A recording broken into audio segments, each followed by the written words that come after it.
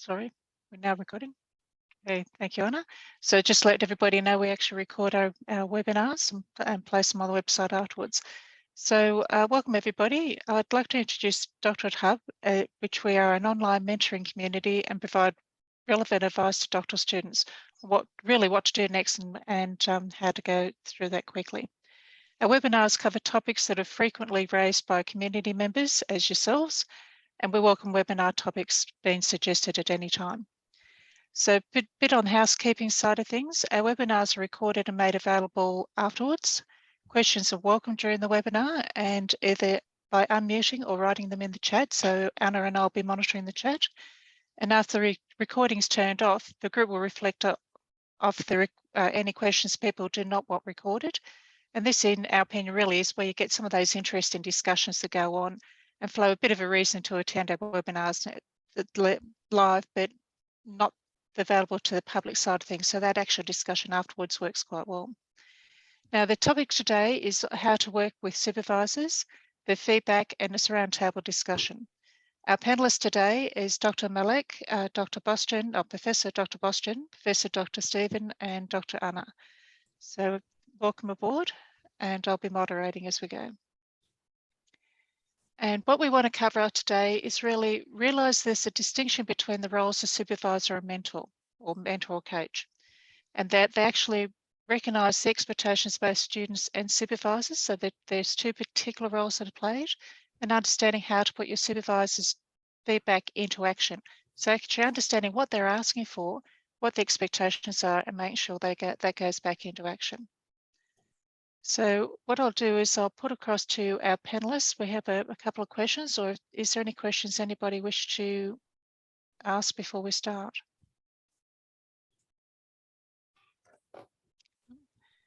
Okay then, what I might do is throw a question, my apologies, a question to Malek.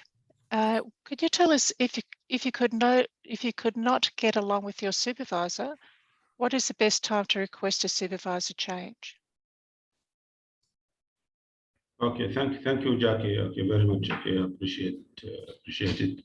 As you know, usually, okay, if you are novice researcher, okay, the supervisor is very important. Okay, because without a supervisor, okay, to your life, okay, will be difficult. Okay, doing research. So your supervisor is extremely important, okay, because he's going to guide you, okay, into the proper academic writings. Okay, he knows, okay, the university requirements, okay, that you need to comply with. You should always, okay, try to maintain a good relation, okay, with your supervisors, okay, but as you know, okay, we are human beings, and sometimes the relation, okay, might not go well, and you need to find a way, okay, to get along, okay, with your supervisors, okay, but if you exhausted, okay, all the options and you could not get along, okay, with your supervisors, okay, your last option is to request the university, okay, to change, okay, your supervisor. Of course, this is a major decision, okay, that you are making, okay, because you don't want it to impact, okay, the progress, okay, of your research. All of us, okay, as you know, all students, okay, they have a timeline that they need to finish, okay, their thesis or the dissertation, okay, within this timeline. So if you could not get along, okay, with your supervisor, you have exhausted, okay, all the options, okay, to work, okay, with him, and then, okay, you have finally decided that, okay, you wanted, okay, to change, okay, or request the university, okay, to replace or have another supervisor. Now, before making this big decision, okay, you need to consider, for me, and this is from my experience, okay, you need to consider, okay, three things. Okay, first of all, of course, okay, you cannot just go to the university, okay, and tell them, okay, I wanted to change my supervisor. You need to have a legitimate reasons, okay, you need to justify why you wanted to have this change. Second, okay, you need to understand that the university, okay, will take some time. Okay, they will take maybe few months, okay, to search for a suitable replacement, okay, for your supervisor. And third, okay, which is the most important thing, okay, that I think is you need to do like a risk assessment, okay, and identifies, okay, the impact or the influence, okay, of this change, okay, on your dissertation, okay, because if you change your supervisor and or requested the change, okay, for your supervisor, and you the university assign a new supervisor, okay, for you, this new supervisor, okay, will come here with his new ideas, will come with his new perspectives. Okay, so there might be a chance that, okay, your dissertation, okay, will be delayed, okay, because I said, okay, the new supervisor, okay, will come fresh, okay, he will come, okay, with his own insights, okay, he wanted to change this, change that, etc., and so on, and you need to comply, okay, with him. So you need to expect that there will be some impact, okay, on your progress of your dissertation. Okay, I have an experience, okay, a similar situation, okay, but I did not request a change, okay, for my supervisor, but my primary supervisor, okay, had an accident and he could not really supervise. He was during, okay, the recovery period. So the the university said, okay, maybe it is best, okay, to assign you another supervisor, okay, because your primary supervisor right now, okay, he's in a recovery period. So when this new supervisor came to me, I was almost done, okay, with my research. Okay, I have maybe the last chapter that I need to complete, okay, but all other chapters, okay, they were complete. When this new supervisor came to picture, okay, she started, okay, with me from the beginning. So we started, okay, reviewing, okay, from chapter 1. So it took me maybe another 6-7 months, okay, to come back on board. So you need to consider, okay, these things, okay, if in mind, okay, before you request, okay, this major change. Thank you. Yeah, I've seen a change of supervisors where, as you said, there's been an accident, so they've been unable to continue, or they've changed universities, so they've not been available to continue, or there's been a personality clash. What you find is the supervisors quite often select your thesis because they are interested in your topic and they bring that expertise to the table. So that, as you say, changing a supervisor can have quite a delay on progress. And it's just being aware that they come from they bring their own lens and different insights to the table. So take that into account as they go through.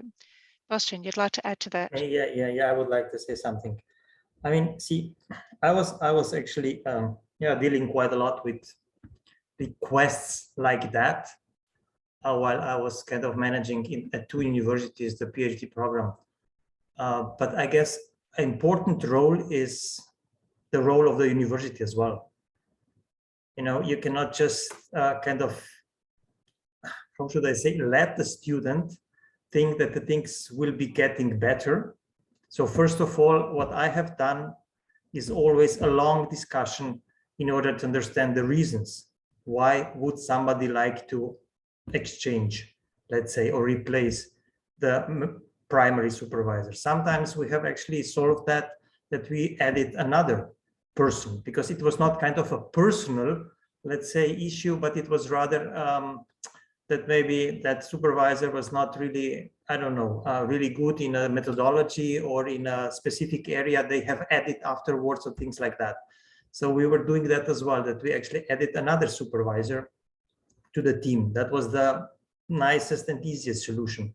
But I can recall an issue with the student when really the student was crying in my office because she couldn't work with the supervisor anymore. And then we had a long discussion, not just with her, but even with the supervisor. And we really found out that it's the best, for example, to exchange the supervisor, because the student was really demotivated, was almost in a depression. So things were really getting actually bad. And I would have actually wished that she would have come actually earlier. We could have solved that. And in this case, we exchanged actually the whole supervision team. for example. So things are different. So you have to understand that you should, I would say, that's kind of my advice to the students, go talk actually to the university, to the management, I don't know how that goes, actually HPS or something like that, in order to make them aware that the things are really not running in the best way. And then the management usually talks and discusses in both directions. You know, I've, for example, just tell you, there was actually a disagreement between the student and the supervisor. And then the student ran into my office and she said, I will fire her, I will fire her. You know, that's actually a wrong perception as well. I mean, in a way, the students are not, should I say, hiring the supervisors. And then when they are not happy with them, they can just fire them. So the process should be followed. And I guess the good universities do have actually this, I would say, fuses and different ways how to deal with that. But definitely, in case you are not able to work and you are really suffering, then I guess it's the best way to ask for the change in supervision team. But Professor Usman, if let's say you could not work, okay, then this request need to be done, okay, as early as possible. Okay, do you agree, okay, with this? Okay, because of the impact on disease. But as I do agree with that, but many times, you know, you can talk and then actually the supervisors understand as well that you see things in a different way. Because theoretically, I'll go once again from the positive side, as Jacqueline just said, actually, usually we are interested in a topic. So we would really like to actually work on a topic as a supervisors, or should I say mentors, because that's important for us as well. And that we are trying actually in our areas to help the students to progress. But don't forget, the universities know exactly how different supervisors are, how they react, who they are able to work with and stuff like that. So that is actually always there. So try to discuss the issues first with the supervisor. And if that's not working, then just really go to the, I don't know, whoever is leading the program and start talking about that, just in order to solve it. Do not spend too much time and energy and nerves and motivation and things like that. They will try to support you. Anna, you had something to comment? Ted? Yeah, I definitely thank you for the opportunity. I guess it all comes down also to what the student expectations are sometimes, yeah, because at doctoral type, we already saw a bit of everything, like students that have a hard time to deal with feedback, or, you know, like what to do with it, that they feel personally attacked. For instance, myself, I had 3 supervisors, which was a big party, yeah, and simultaneously, basically. And if I look back, I guess it was really a question. I often felt frustrated because I failed to see, or I had the wrong understanding of what the supervisor should be doing, okay? And only later really understood that their role was to take me through. They didn't need to take a student from A to Z, yeah? They were from areas that were close to the area I was researching, but they were not experts, for instance, on my topic, yeah? So often I felt a bit lonely of not having, you know, like someone with whom to really deeply talk about what I was doing, yeah? And often, and exactly since they were from 3 different areas, often I had trouble of making sense and on prioritizing the feedback that I was receiving, okay? And again, if you are at the beginning, what means even at the beginning, once you are even wrapping up your thesis, yeah, I couldn't really understand that sometimes when they ask, you know, like, are you sure about this? You know, like, is this relevant? They were not kind of questioning the value of it. They were asking me to reflect, yeah, if this was really crucial for my thesis, if this was really crucial for the narrative that I was building for my own research. And to be fair, I only understood that at a later, very, very late stage. And I only understood it with the help of an external person, with the help of an external coach and mentor. And they were not doing anything like, let's say it wrong. No, they were doing the supervise. They were providing the guidance that the doctoral student needs to go from A to Z, because a doctorate basically is not like writing an exam. Yeah, it's supposed to shape, and you need to carve your own way. And this is why I exactly often also when we talk to students here at Doctoral Tab, it's just like the mindsets, the expectations are a bit different than the official role of a supervisor, basically. Actually, can we add on to that? What would you say is the role of the supervisor? I think guidance is really, like the supervisor, to be a supervisor went through the journey. Okay, so they do know, and Wilson is already smiling. I'm sure he will add to this, but this is really to guide the student. Is like to not necessarily enter, like into very, very detailed questions within the thesis. It's not necessarily exactly to be an expert on the area the student is researching, but it is to know how is it to frame a problem, yeah?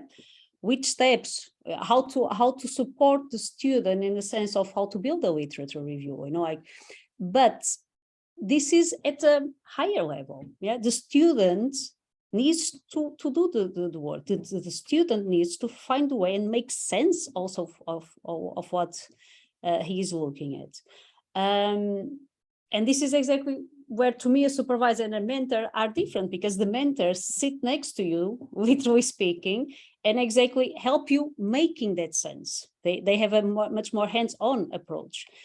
But again, to allow you to evolve, to allow you to develop the skills that will make you a good researcher, not to do the work again for you. And I think this is, to me, the big question mark, which is the expectation that often we have when we enter the doctoral program, yeah? That we assume it will just be a continuation of a grad and a master level education, and it's not. It's something different. Just take an extra step. Did you want to add to that at all, Bastian? I mean, it's for me, it's sometimes a little bit hard actually to discuss things like that, because I mean, even if you go into different languages, let's say, or different countries, you have actually different expressions. I mean, the UK and so on, and Australia is supervisor. I'm not sure if that's really the proper word. I don't see it that way, definitely, me personally. If you go to, I don't know, other countries, you will have a mentor. That means PhD mentor, PhD supervisor. If you go to Germany and to Austria, you will have doctoral father. So, even that expresses a little bit the attitude in which direction should it go, especially if I go into German-speaking language, I mean, let's say countries, and they say doctoral father, even the name father means something else. So from my perspective, yeah, maybe even a little bit more, okay? So that's the question. Is it really just kind of supervising and guiding what the others are doing? Because anyway, we do have, in a way, kind of standards, what the supervisor should do. And every university has, in a way, a handbook or policies, actually, what the supervisor should be providing and how they should help and what is their role. The question is how you as a person go then actually a little bit deeper maybe and try to support a little bit more, try to guide a little bit more, be there whenever they need you. Because as we all know, I mean, all of us have actually had really big issues. And just when Malek mentioned that, I can recall during my last year, my supervisor, and I had just one supervisor, or let's say doctoral father, got ill and he disappeared for the whole year. So it was a challenge actually, finally, but yeah, we did it, we made it.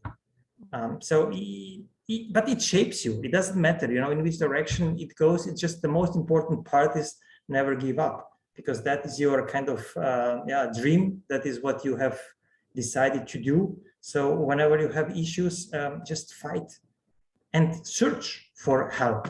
I do agree with that. What Anna has mentioned, sometimes actually somebody from outside might open the eyes, might support, actually might give you some additional, let's say, insights or, how should I say, maybe pastoral care, and the things will be running much, much better. see it that way. I mean, it's not always that the supervisors are, though they might be even sometimes harsh and sometimes the discussions are maybe unpleasant, but usually, I hope so, they're trying actually to help us. If not, if you don't feel comfortable, if you don't trust actually them, then as I said, go and talk. That's really important. That's what I would say. I might actually bring you in here, Steve, if that's okay. Your interpretation of the role of a supervisor and as compared to a mentor. Critical friend. It's pure and simple. I like that, critical friend. That's a good one. And with the emphasis on the word critical, and because of course that's what a supervisor is there for. And, you know, I think a lot of students they don't like what their supervisors tell them, and I've seen that where they play supervisor merry-go-round in the hope that sort of they'll find a supervisor who will sort of tell them lots of nice things, and that's not what a supervisor is there to do. It's they're there for the expertise and to tell you what is required to get the PhD or the doctorate, and therefore, and of course the whole thing about, you know, that okay, they're there to sort of to tell you good things as well if they can. And indeed, I remember my supervisor, and sometimes I used to get really annoyed about things I was being told. But in retrospect, and Anna picked up on this, just because you don't like what they're saying doesn't mean to say it's not true. And because you have to sort of to tell people, I wouldn't say harsh things, but you've just got to be sort of fair and say if the work is not going in the right direction or it's not up to standard, then that's what needs to be done. Because there's no point in sort of telling people lots of nice things and they get to the viva and they don't pass, because you've done nobody any favors at that point. So, you know, in summary, it's a really difficult role because, of course, quite clearly you get the person. I'm talking about the supervisor. So I've been a PhD student. I was doing mine 30 years ago or 30 odd years ago, but nonetheless, that I've supervised enough students to know that they come to you because I know that you've got expertise normally. That's the sort of the particular relationship, and you know the sort of the territory. So therefore, if you're telling the student to do things and they don't do it, then the relationship can become fraught. And so I think it takes a certain sort of skill to impart that sort of that advice, and for the student to accept it in good faith and good heart. And if they don't, then of course relationships can break down. But as I say, you know, when you've had students, and I've seen it happen a couple of times where they've been through umpteen supervisors, and you know even before you sort of look at the sort of the detailed information that the student is that they've got a particular view about what they want to do, and they don't like to sort of listen to sort of the advice they've been given, and that's a kind of it's car crash territory, if I may say. So I've got one of those students now. Yes. Yeah, indeed. Yeah, well, and that's the point, though. Yeah, because you wouldn't go to your doctor, or we call them general practitioners in this country, and if they tell you to take a certain medicine and refuse to do something different, because that's not what their role is. And you know, what I would always emphasize is no supervisor I have ever come across wants the student to sort of to do badly or to sort of fail. That's not in their interest. And so if they're giving you information, it's because they want you to sort of to succeed. And if you end of that, there's no other sort of interpretation. And you know, I struggle beyond that, because, as I say, the other difficulty is that the job description of a supervisor is kind of very vague, beyond giving you the expertise and the sort of what I would regard as the impartial advice about the things that they think that the student should do in order to make the work to a satisfactory standard to get through the viva. Beyond that, I can't think of anything else to say. It's simple but complex. And of course, as we also know, you know, just to also emphasize, is that students also don't recognize that sort of supervisors can't guarantee anything, you know, because of course they are not the final arbiters of the work. That's the external and the internal examiners. And there's normally 2, maybe 3, possibly even 4 in some instances. So it's, and all that you are hoping is, and what you believe is that the sort of supervisor has sufficient expertise from their work in the sort of particular discipline or field, And they, you know, and of course that's the other thing, they know the people who operate. So and that's why, of course, you often go to somebody, because of course they've got particular expertise. They're sort of a world leader, and dare I say, if you don't believe what they're saying, then perhaps you shouldn't be doing a PhD. Is that helpful? Yes, thank you. And Anna, you had something you want to add? Wait, me unmute myself. Yes, I remember that one of the perhaps biggest I had during the PhD was exactly the fact of having 3 supervisors. Okay, and to whom, you know, like which one kind of unwritten hierarchy? Yeah, is there one that the student should potentially, you know, like follow up with the questions that that supervisor is raising? And you know, like I know how I dealt with it, yeah, but perhaps I exactly would also ask, since we have here 2 senior, you know, like supervisors and examiners, you know, like how is this exactly once you are part of a supervisor team where there is more than one, how is the dynamics also behind the curtains? Because for the students sometimes can be a bit confusing receiving feedback that could Conflicting turn into feedback. 10 different new projects, yeah, and we are dealing with a very junior researcher, you know, like we do not have the ability, the skills at that point in time to decide what to follow, what is the most important piece of advice that we are getting out of a supervision meeting, for instance. So then would you need to follow every piece of advice you're given? Comes into play. Yep.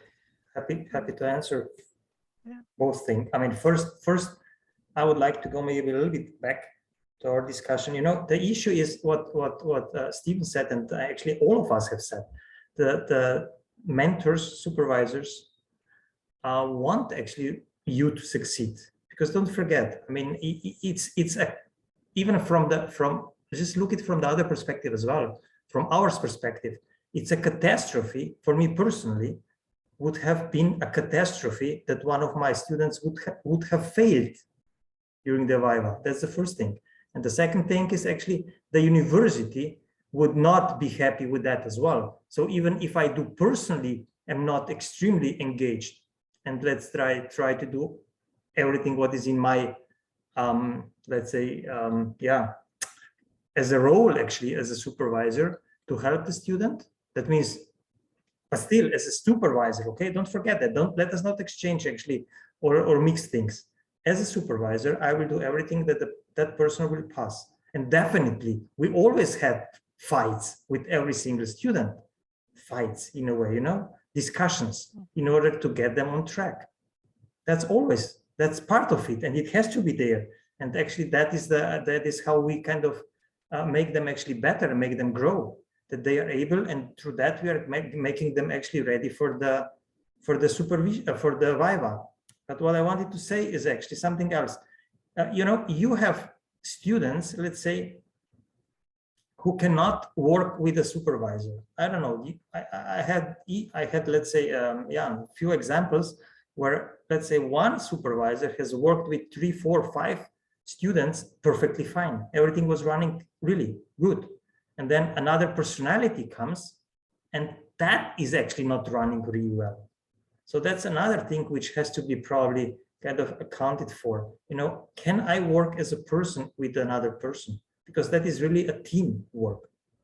And that links further to Anna's question. I mean, what I was or have been doing, I didn't go never. And even when, as I said, when I was managing the programs, what I was pushing for is that the meetings were actually team meetings. That means that the student was not running from from the first, second, and third supervisor, but we were trying to do that actually together. That means students sent to the let's say chapter to whatever it was, and then the supervisors have met, discussed it together, and through that we were kind of avoiding that, you know, kind of running, or who should I listen to, or what should I do? No, even the supervisors have to understand that they have to have a clear one, let's say, direction. If not, let us talk in a team, and then we will actually take the proper, let's say, steps or the proper guidelines. You cannot run like a chicken without head, actually, from one to the second to the third, and actually make everybody pleased. And finally, the third one will once say, oh, no, that's not okay. And the first one will say, oh, what did you do? You have changed. I mean, that's not go. You cannot do that to the student theoretically. So once again, it comes to the, I would say, management of the program as well, or internally team. You can, as a student, suggest something like that. So there are options to avoid that. Which makes sense. Steve, you had something you want to add? Yeah. I've hopefully now muted myself. It's a really difficult one because and I've seen people end up with a sort of a team of two supervisors and then an external advisor. And actually, maybe that's not so bad because the external advisor, quite often they're brought in from industry, and if they're sufficiently appreciative of the sort of the academics to back off. But I always think that once you get a couple of academics, there's a danger of them not agreeing. And of course, I know that as Boston has said, that that's an internal management problem, but sometimes it is difficult because people see different things, they have different interpretations, and it's I'm acknowledging this to sort of the students because there's no point in sort of trying to pretend it doesn't happen. There are disagreements, and of course this puts the student in a really difficult position because who do they follow? I mean, normally, of course, that there's a lead supervisor or the director of studies, as we call them at my university, and that they, if anything, of course, that's the hierarchy, and normally because they are the sort of the subject specialists. So if they say something, then others should agree. But I do appreciate that because, of course, yeah, I'm also saying when I did my PhD. Yeah, it was before the days when you had to have different supervisors, and also that it was before the days when you had to have regular reports and sort of. I mean, I used to meet my supervisor once a week in the pub, and we'd have a chat about things. And it was very relaxed. It was good in that sense, but it would not be able to happen now. So, and of course, no supervision can happen with only one supervisor for very good reasons, as I probably don't need to elaborate. And of course, that adds to sort of the dynamics and the sort of the difficulties and the tensions. So I'm just reflecting it's problematic because, of course, when you get a couple of academics, they regularly fall out. So I hope I'm not destroying any illusions. It does happen. Malik, you want to add something to that?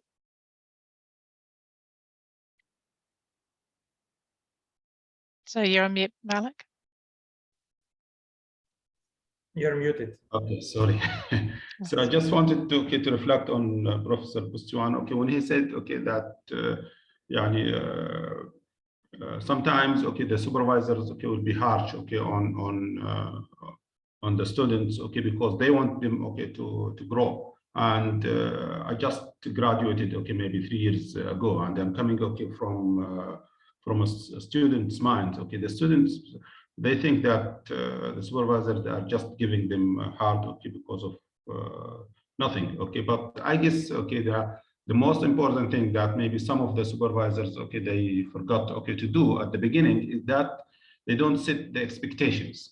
So if you set the expectations from the beginning, when the university assigned supervisor to a students, they need to sit together and set the expectations, agree on like what Professor Stephen said about the communication. Is it once a week or twice? How we are going to communicate? Are we going to meet? Is it going to Skype or email? And then explains. The supervisor should explain to the student that it's not easy. Now you are doing a doctorate. And it is not easy, and all these difficulties, it's part of the learning process. Because my goal is to support you to reach to your goal, which is basically having your doctorate degree after 4 years or 3 years, etc., and so on. So setting the expectations from the beginning is extremely important, and it will pave the way and it will improve the working relation between the student and supervisor. Thank you. I'll throw a question out to all of you. How would you deal with the supervisor if you have different perspectives about particular topics? So if you don't agree with it, how do you then deal with the supervisor with that? Well, if you allow me, Jackie, yes, so I said Dr. Anna mentioned earlier, okay, the role of the supervisor is to guide, okay, the student, okay, and it is very important for the students, okay, to listen to the supervisors, okay, because he's coming, okay, from experience, okay, he supervised so many students, and he has the formula, okay, for success.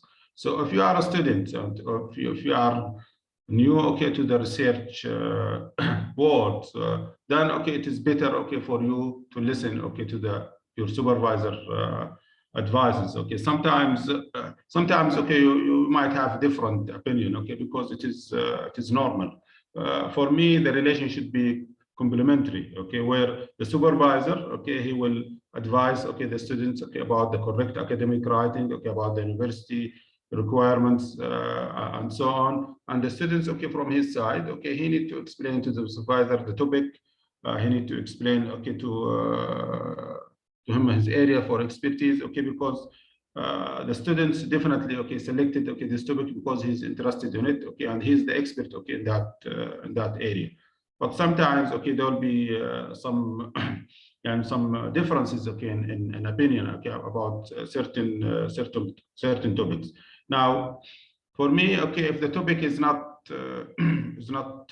important, and all the topics are important, okay, but there are crucial topics, okay, for me that will affect, okay, your success, or it will affect, okay, your end result, okay, like for instance, okay, if it is related, okay, to your research problem, if it is related to your research questions, okay, if it is about the methodology or method or data analysis. These are extremely important, okay, because if you did not master them very well, okay, they will fail you, okay, during the Viva. So the supervisor, okay, the supervisors, okay, have different opinion or advices, okay, related to, okay, these topics. Okay, for me, okay, the students, okay, you need to follow, okay, what your supervisor is saying. If it is something else, then okay, you are the expert, and most of the supervisor, okay, they will give you the choice, okay, they will tell you, okay, this is my opinion, okay, in this topic, okay, but you are the expert. But if it comes, as I said, okay, to these critical areas, your research problem, of course, okay, it needs to be narrow and concise, okay, you cannot just have a research problem that is wide, okay, you need to have your research questions. Your methodology is extremely important, okay, as well as your data analysis. So if the comment is related to one of these areas, then I think, okay, the students, okay, he need to follow, okay, what the supervisor is saying. If it is something else, then okay, the student is the expert, and I'm sure, okay, the supervisor, okay, will understand, okay, his point of view. Okay, thank you. Did Stephen or Boston, Anna, had any comment on that? Again, Happy. I need to add something else to the table to do so, yeah, which is also the language, the meaning of what often a supervisor writes at the side of the thesis or as a note, you know, like I don't know, this is not focused, yeah, and for the student, they're like, well, this is focused. What do you mean this is not focused? This is focused. I know what I'm doing, yeah. And again, you know, like without the help of someone external, but I would have had a longer time to realize exactly what these comments meant, you know, like, and how to actually act on these comments. I still remember that it took me easily 6 months, yeah, a front and go discussion with my supervisor, because they also told me this is simply too much for a PhD, yeah, and also convinced that I could have totally done what I was aiming for. Look for campaigns, design a campaign, launch it, and let it run for 6 months, collect, you know, like, and to me, since I was a project manager, I was acting in the field, this all sounded so sound and reasonable, yeah. I later understood that, you know, like I stopped, my PhD project stopped on the point of understanding the variables that are actually important when you launch a campaign, when you design a campaign, yeah. But again, it took me so long to understand just what they meant is too much, or is too broad as so for a PhD, or all of those things, that before I could realize what exactly that meant and what they actually expected me to do, was a very, very long journey. And I didn't meant to be disrespectful to my supervisors. No, it's not that I didn't want to follow advice. I simply just didn't knew how to do it. And this is also like, if you have, again, 2, 3 different supervisors that might not provide the same advice, this becomes simply too complex to manage. Remember, I came back from England with 3 theses, copies of my thesis, handwritten, yeah? And it was, when I looked at those comments, I was already home alone, yeah? And I would have met my supervisor in 1-2 months afterwards. So all this time and all of this kind of loneliness of trying to make sense of what was there and trying to make sense which direction to take were very, I have to admit. So that being the case, then how would you work out what is the most important feedback to actually use then, if you got 3 versions on your thesis? As you went, as you further developed, as the problem itself became clearer, then that was naturally coming together, okay? But whether this could have been a faster journey, yes, yeah, I likely would have read, instead of 200 articles, 100, you know, so all of that massive work that was required to start making sense and to exactly start, you know, like kind of laying out the project itself and how much time that will take, yeah, was exactly very long. After exactly, you know, like my data started to come in, you know, like I started having a feeling where exactly the real problem was, then things started to be easier. But I would say that the first part of my journey was very painful. The part of collecting the data, and this is also, you know, I'm a very social person, so I love to talk to people. I love the part of the focus groups and the interviews and all of that part from, you know, like the social perspective. And then again, when it was time to write it up, to make sense of all of this, then is exactly still the point where, you know, like I got so many different perspectives, but at that point I started to be confident enough to understand this is, I much appreciate that you throw this theory now at me, but I don't think it's relevant for the work I'm doing. And I don't think it's relevant because of A, B, and C, okay? But it needs time. It is, but this is part of the train. That's what I'm saying.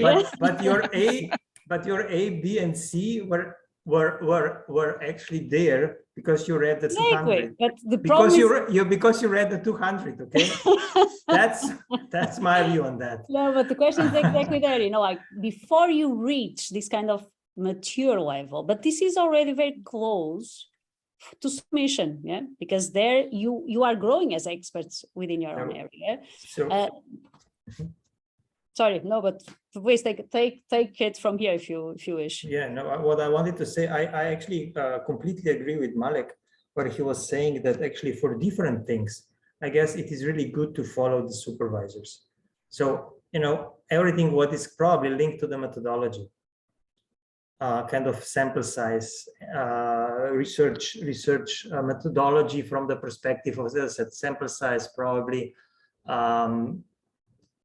analysis methods and things like that. I guess in this case, I mean, everything is based on discussion, you know, and that's important because I guess through the, as I said, different personalities act in a different way. Different supervisors are communicating in a different way. And I guess that's really extremely important. You know, if I have written sometimes a word, they understood that I was kind of half kidding, half serious, but we worked on that. You know, even if sometimes I write BS or something like that, okay, we know why I write that, because it's a topic to start the discussion, nothing else. You know, it is not kind of telling them you have no idea where you are whatsoever. No, definitely not. But you have to come to that actually kind of teamwork, and you have to understand each other how we do work together. But yeah, I agree. If there's a disagreement, then the discussion has to be there.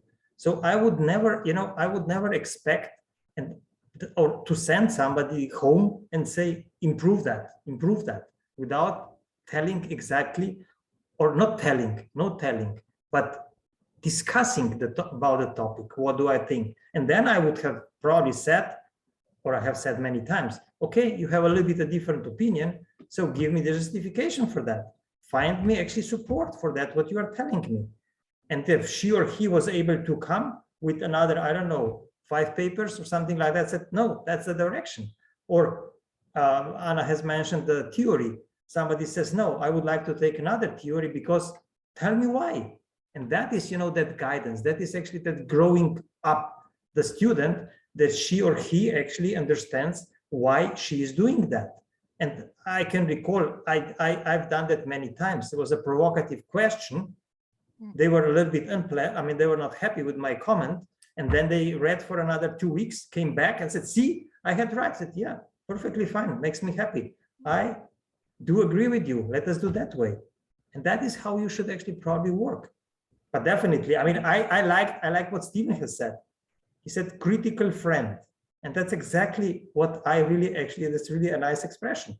It is be actually fair, be demanding, but yeah, guide them in a proper way. So discussion, communication, as much as possible. But in Anna's case, once again, that was actually the rather from my perspective, the issue of the primary supervisor, that she or he was not able kind of to work as a supervisory team. You always use the word supervisory team. And really, whenever we had discussions, even now, Skype even easier, or Zoom or whatsoever it is, we are all together there. Even for the final, if we go now to the feedback, you know, after the Viva, for example, when the comments were coming back, we always met together. For example, even when we were 3 supervisors, we always came together and actually discussed the feedback together. I So think that that's there's also also- another layer. Sorry, Jack. There's also another layer, which is often it's not that easy for a student to kind of step up in front of a supervisor, yeah, because there's this kind of hierarchical relationship that you are afraid, so to say, and it's still like how to say, sorry, I disagree, yeah, because you are looking there to kind of a god, yeah. So how do I say this?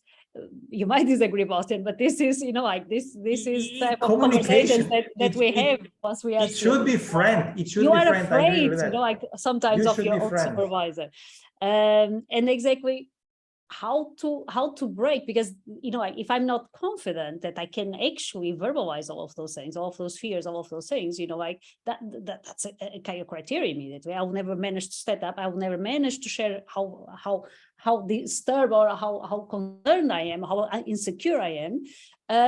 Needless to say, to challenge whether I will use theory A or B. Yeah.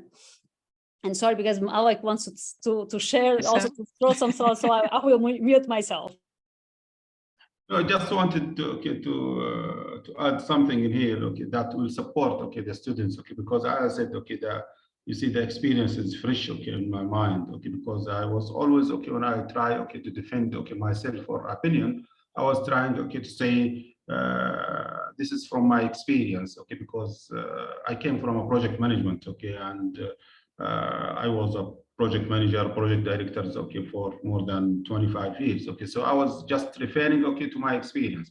And my supervisor is keep telling me, now you need to support, your arguments, by a literature. Huh? So you need to show me how the literature informed, your decision or your choice. So yes, you have an experience, but you need to support it, by a literature, This way, it forced me to go and read, and see what are the other opinions, what are the experts, says, etc., and so on. So it is very important, for students, to support, their arguments, with literature, and explains, how the literature informs, their decisions. Thank you. What's the actual role difference between a primary and a secondary supervisor then? To talk about supervisor teams, is there a distinction between the two? I mean, if I may say, for me, actually, is a clear thing, totally a clear thing. From my perspective, I don't see any differences, because whenever we were building, or whenever I, let's say, invite somebody or somebody invites me, they do invite me that I can cover one part of the thesis. And that means we are really working together and discussing the things together. So I never understood that, you know, somebody's primary and somebody's secondary.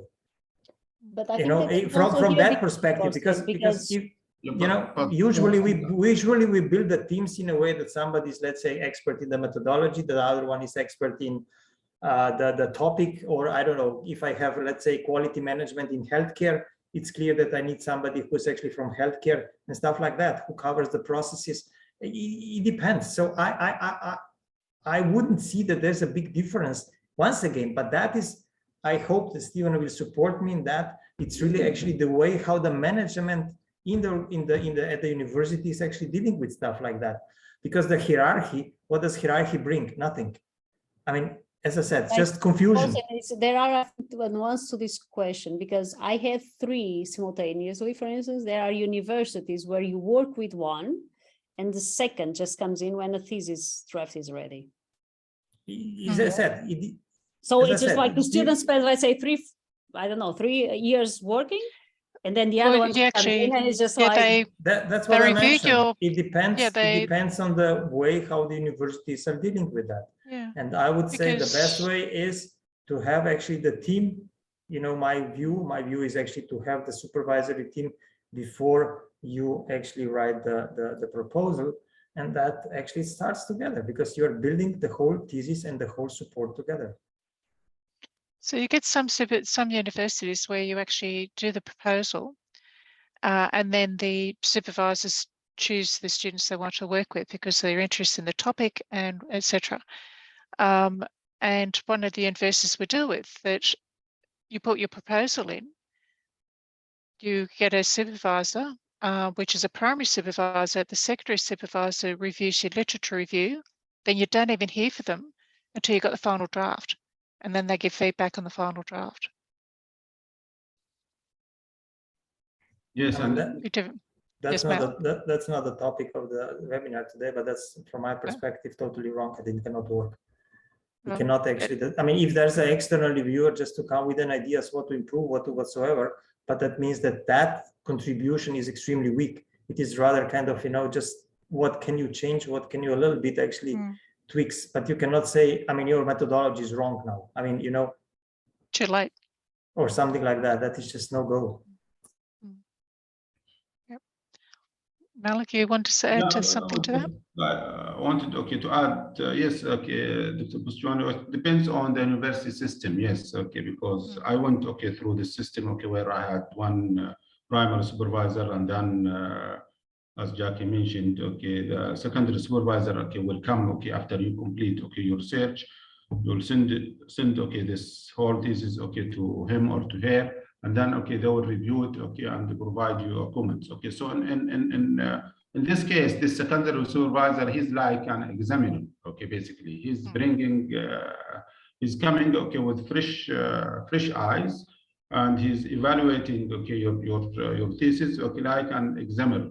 So for me personally, the comments that I received from the secondary supervisor were extremely important, because I said he came with a fresh eye. Your primary supervisor, he is close to the research projects, he might not see something that is not done well, because he is close to the research project. But this guy is coming and providing like a helicopter view, is coming with an examiner background, and his comments are extremely important, because I said these are the comments that the examiners normally will do, and it helped me a lot, really, and in this sense, the supervisor comment, was extremely important. I took them seriously, and it helped me really, to fill in the gap, in my thesis. When I went to the Viva normally,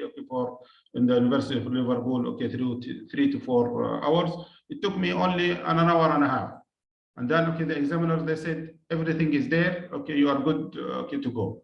So the comment that I received, from my secondary supervisor, I said, they were extremely important, that helped me, to improve, the writing and the thesis. So it depends, as As John said, it depends on the university system, yeah, and procedure. True. Okay, can I take it back for a moment, Anna? You're talking about you came back to from the UK with 3 different versions of your thesis. How do you keep yourself motivated when all of a sudden you've got 3? Oh dear. What happens? How do you stay motivated? First, like 2 weeks. Because you had a supervision meeting, so you first need to kind of process everything, and on my case, I really put it aside first. Yeah, I needed to process all of that, because I usually exactly took the point time, like just to start scrolling through what I had. And it also, I think it comes to how I face problems, so to say, and I need my time to process. So I knew that I had a number of issues that I'll need. I knew that I had a number of decisions that I needed to take.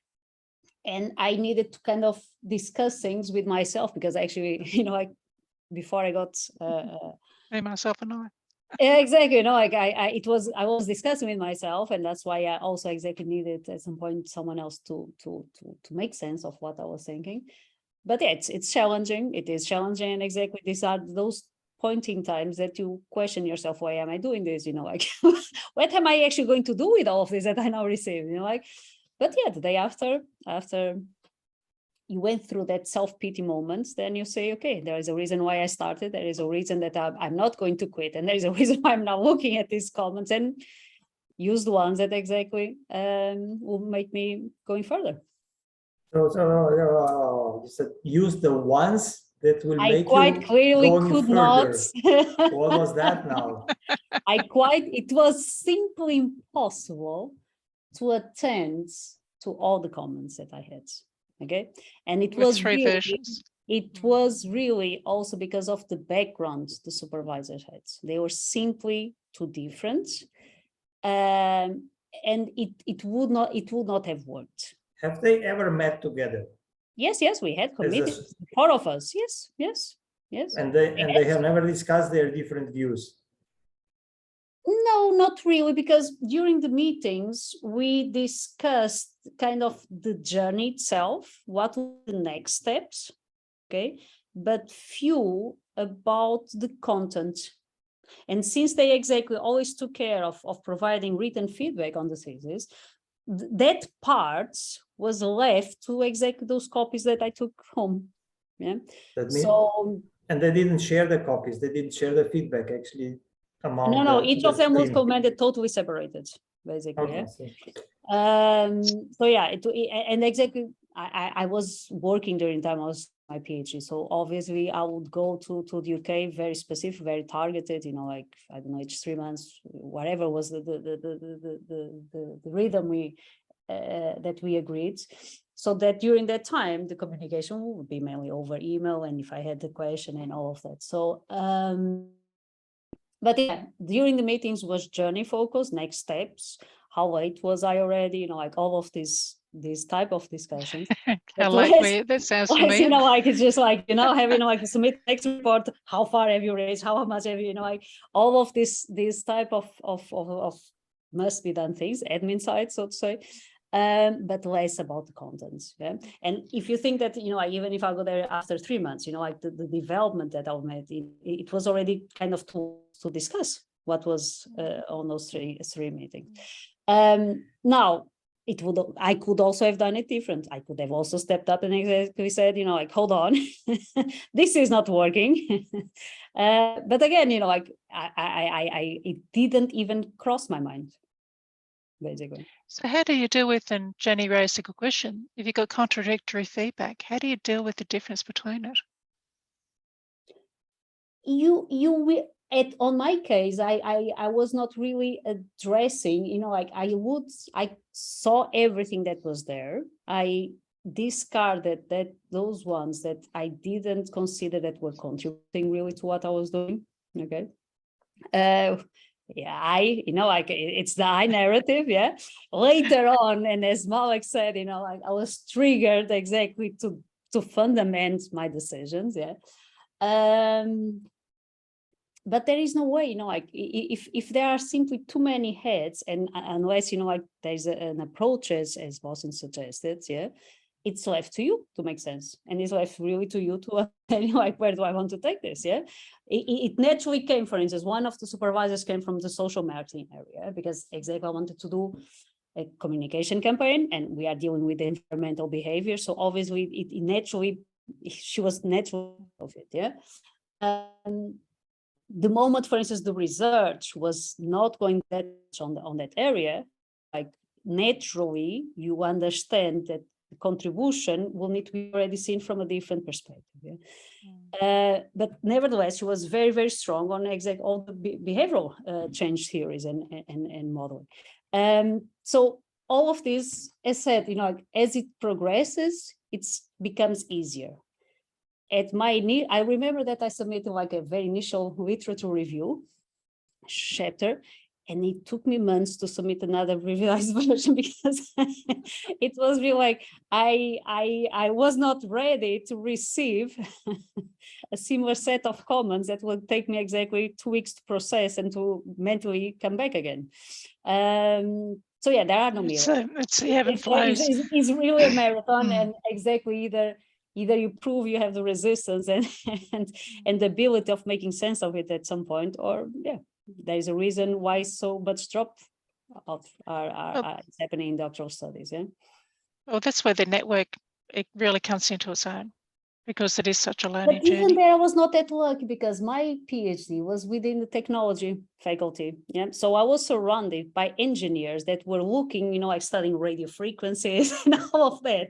So the nature of my study was very much different. So we could share the same, like kind of, okay, it's challenging, blah blah blah. But I couldn't, like if you are an engineer looking at engineering stuff, so to say, yeah, and if you have someone that comes from the social sciences. Yeah. It's Different perfect. languages. It's perfect because it's perfect to go to the pub and have some beer. No, it's challenging if you want to discuss. It's perfect because you learn from both of them, or even from 3 of them, but you had a little bit unhappy situation that the other guys, it looks like, were not actually keen to learn from each other. So, I mean, what I do, as I said, we definitely share the feedback, and many times you even go in the direction that first somebody gives feedback and then the other one gives the feedback on the same feedback. That means that I read what somebody else has written, and then I'd say, okay, let us talk about that. Maybe we see it in a different way, things like that, because you have to support in the proper way. You cannot just throw actually comments. And as we said, they are kind of diametral. That is actually not okay. And I would never kind of let the student take a decision what is okay and what's not okay, what she or he should actually now address or what not. That has to be actually solved in a team, I guess, because finally you are a team of supervisors or mentors, and that should be actually agreed upon. That's my view. Yeah. But definitely what I do agree is actually that in case you are a little bit, how should I say, confused or insecure, or whatsoever, that you try to get then an external view on that. That's I totally agree. I mean, what Malik has said, I recall what we did. Actually, I was how should I say? Yeah, when the let's say the supervisory team has agreed that the thesis can be submitted, then we included an internal or external expert on the thesis, and then that person gave actually the, let's say, external feedback on the thesis, and that was then once again handed out to the student, to the supervisory team to improve, and after that we send it to the external examination. Okay. Because sorry, I'm just mindful of the time frame. So what I'd like to do actually is thank Dr. Malik, who's a graduate from the University of Liverpool, Professor Dr. Stephen McKay from Doctoral Hub, one of our mentors, Professor Dr. Boston, again, another Doctorate Hub mentor, and Dr. Anna, who's the Doctorate Hub co-founder. So I know Dr. Boston does not like this particular cartoon. It says there, and there's a group on the PhD comics. There's some brilliant comics in there. There's also a few they're thinking, really? They can be quite critical.